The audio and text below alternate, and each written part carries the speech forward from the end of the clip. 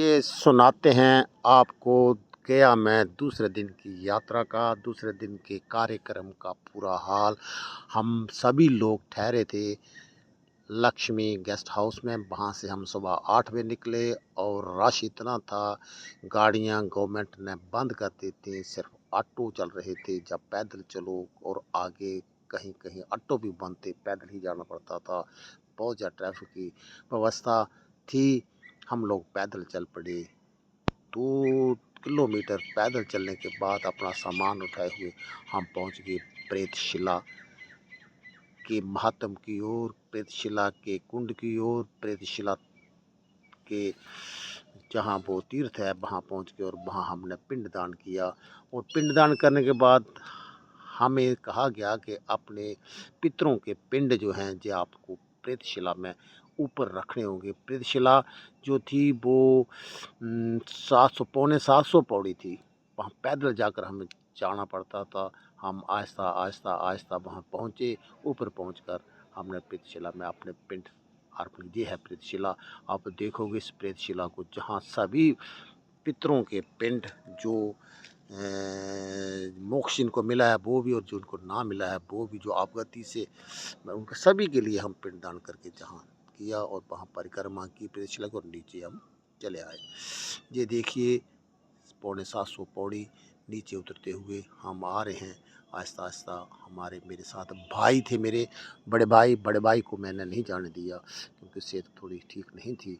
मैंने कहा आप वहाँ रहो, आपके पिंड भी मैं ले आता हूँ। मैंने खुद वहाँ का चढ़ाई और हम वापस आ गए नीचे प्रेतशिला तीर्थ स्थल पर। और वहाँ से हमने जाना था रामकुंड की ओर। रामकुंड में जाकर भी वहाँ हमने पिंड दान करने थे। वहाँ चले, जी रामकुंड का दृश्य है। वहाँ पहुँचे, भीड़ बहुत ज़्यादा थी। वहाँ से भी पैदल हमें प्रेतशिला तीर्थ स्थल पर भी हमारे 3 घंटे लगभग लगे होंगे। उसके बाद 3-4 घंटे 11-12 बज चुके, धूप काफ़ी थी और फिर हम चले कुंड की ओर, रामकुंड की ओर। रामकुंड भी धूप ज़्यादा थी, बहुत ज़्यादा धूप थी। वहाँ पहुँचकर हमने वहाँ अपने पिंडदान किया सभी पितरों को और फिर चले आए फल्गु नदी के किनारे पर। वहाँ सीता कुंड में हम ये देखो अंधेरा हो चुका है। अंधेरा होने पर भी हम अपना कार्यक्रम कर रहे हैं, भूखे प्यासे, कुछ नहीं हमने खाया पिया था।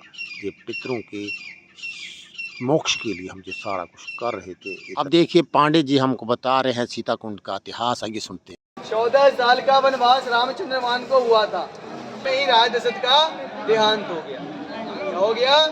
देहांत हो गया। तुम्हारे सनातन धर्म में कहते हैं कि अपने पिताजी का अग्नि संस्कार और पिंडदान बड़े बेटे के हाथ से करना चाहिए, तब उनको गति हो जाता है। क्या होता है? गति हो जाता है। ऐसा सौभाग्य नहीं हो पाया कि रामचंद्र भगवान अपने पिताजी का अग्नि संस्कार कर पाते। तो रामचंद्र भगवान ने सोचा कि मैंने पिताजी को तो पिंडदान नहीं किया, तो मैं चलता हूँ गया जी को मैं पिंडदान करता हूँ। तो रामचंद्र भगवान और माता सीता और लक्ष्मण गया जी आए और इसी स्थान पर आकर के बैठे और माता सीता और लक्ष्मण को बैठा करके रामचंद्र भगवान चले गए बाजार की ओर। बाजार की ओर जाने के बाद माता सीता लक्ष्मण से कहती हैं अभी तक आपके भैया आए नहीं, आप जाकर के देख करके आओ। लक्ष्मण कहते हैं आप यहाँ बैठो, मैं देख करके आता हूँ। लक्ष्मण भी चले गए भैया को खोजने, जिनको? रामचंद्र भगवान को। तो माता सीता अकेली बैठी बैठी बोर होने लगी। उनके पास ना कोई बोलने वाला, ना कोई बतियाने वाला, ना कोई मनोरंजन करने वाला था। तो माता सीता ने नदी से रेता उठाया और खेलने लगे। खेलते खेलते एक बार एक आकाशवाणी होता है और जमीन से हाथ निकल आता है और पुकार क्या होता है? तो सीता सीता ददौ सीता। क्या होता है? सीता सीता ददौ सीता। तो माता सीता कहती हैं आप कौन हैं और हमारा नाम लेकर के हमसे क्या चाहते हैं? तो माता राजा दशरथ कहते हैं हम तुम्हारे कुल का ससुर राजा दशरथ हैं, हमें तुम पिंडदान दो ताकि हमारा गति हो और मोक्ष लोक को प्राप्ति हो। माता सीता कहती हैं कि आपके बेटे गए हैं पिंडदान की सामग्री लाने, मैं आता हूँ, वो आते हैं तो मैं आपको पिंडदान देता हूँ, अन्यथा हमारे पास कोई सामग्री नहीं। तो रामचंद्र भगवान और लक्ष्मण तो चले गए बाजार, उनको आने में भी देर हो रहा था। तो राजा दशरथ कहते हैं सीता सीता ददौ सीता लोक सौभाग्य संभवा। इसका मतलब होता है कि तुम हमें पिंडदान दोगी तो तुम पूरे लोक में सौभाग्यवती रहोगी। तो हर एक स्त्री का चाहत क्या होता है? सौभाग्यवती रहने का। हर जगह पे जाते हैं भगवान से प्रार्थना करते हैं, भगवान हमारी बेटी बहू और हमें हमेशा सौभाग्यवती रखना, हमारे सौभाग्य को हमेशा सलामत रखना, कहते हैं ना। तो माता सीता इस वचन को सुनते हुए राजा दशरथ कहते हैं हमारे पास सिर्फ रेता है, रेता के सिवा मेरे पास कुछ नहीं। तो राजा दशरथ कहते हैं तुम्हारे पास जो है वो पिंड बनाकर को दोगी तुम्हारा हमारा गति हो जाएगा। तो माता सीता ने जो हाथ में पिंड लिए हुए थे वो राजा दशरथ को हाथ में दे देने के पश्चात में जब माता सीता सोची कि रामचंद्र भगवान आएंगे उनको हम क्या बोलेंगे, इससे अच्छा मैं 5 को गवाह के रूप में मान लेता हूँ। तो सीता माता ने 5 को गवाह माना। अब 5 गवाह कौन बना? पहला बना फल्गु, दूसरा बनी गौ माता, तीसरा बनी तुलसी माता, चौथा बना ब्राह्मण और 5वां बना वटवृक्ष। ये 5 साक्षी बने और साक्षी बन करके माता सीता ने 2 पिंड और उनके हाथ में दे देने के पश्चात में राजा दशरथ का हाथ लुप्त हो गया, वो चले गए। उधर से राम और लक्ष्मण आते हैं और आटा गूंथने के लिए माता सीता को देते हैं। आटे को जैसे ही हाथ लगाते हैं माता सीता शरीर की रोमा खड़ा हो जाता है और कहते हैं कि मैं झूठ बोलूं तो कैसे बोलूं, अगर पति के आगे जो मैं झूठी बोलेंगे पति के आगे झूठी कहलाएंगे, अगर मैं पिंड के प्रति झूठ बोलता हूँ तो हमारा धर्म का पिंड नहीं लगेगा। तो माता सीता ने अपने पति से कहती है, रामचंद्र भगवान से कहती है कि मैंने आपके पिताजी का पिंडदान कर दिया, और वो पिंड लेकर के चले गए। रामचंद्र भगवान बोले तुम्हारे पास क्या सामग्री थी? अगर तुम्हारे पास सामग्री रहता तुम्हारे हमें पिंडदान लाने की कोई जरूरत, पिंड की सामग्री लाने की कोई जरूरत नहीं। तो माता सीता कहती है हमने रेते का पिंड बना करके उनको दिया और वो लेकर के चले गए। उसके बाद माँ रामचंद्र भगवान कहते हैं हमारे पिताजी तुम्हें रेत खाने वाले नजर आते हैं, क्या साबूत है, क्या गवाह है बताओ। तो माता सीता कहते हैं कि मैंने 5 को साक्षी माना है, चलो मैं पूछताछ करवाता हूँ। माता सीता गई फल्गु के पास, फल्गु से बोली फल्गु बताओ हमने पिंडदान दिया है नहीं। फल्गु कहता है कि अगर रामचंद्र भगवान जानेंगे कि माता सीता ने रेते का पिंडदान दिया है तो दोबारा वो पिंडदान नहीं करेंगे और हमारे गंगा में वो स्नान करने नहीं आएंगे। हमारा सौभाग्य होता है कि रामचंद्र भगवान चरणों का पखारने का, चरणों का स्पर्श करने का।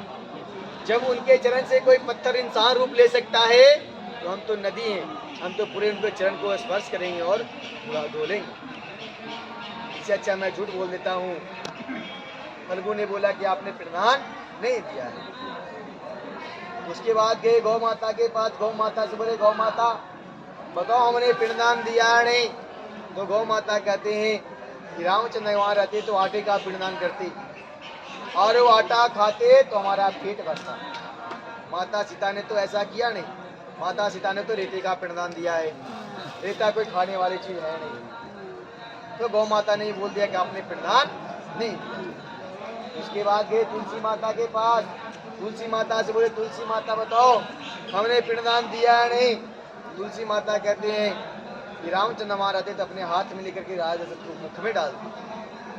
हमें भी सौभाग्य होता है कि रामचंद्र भगवान के हाथ में जाने का। माता सीता ने हमें तो बुलाया तक भी नहीं।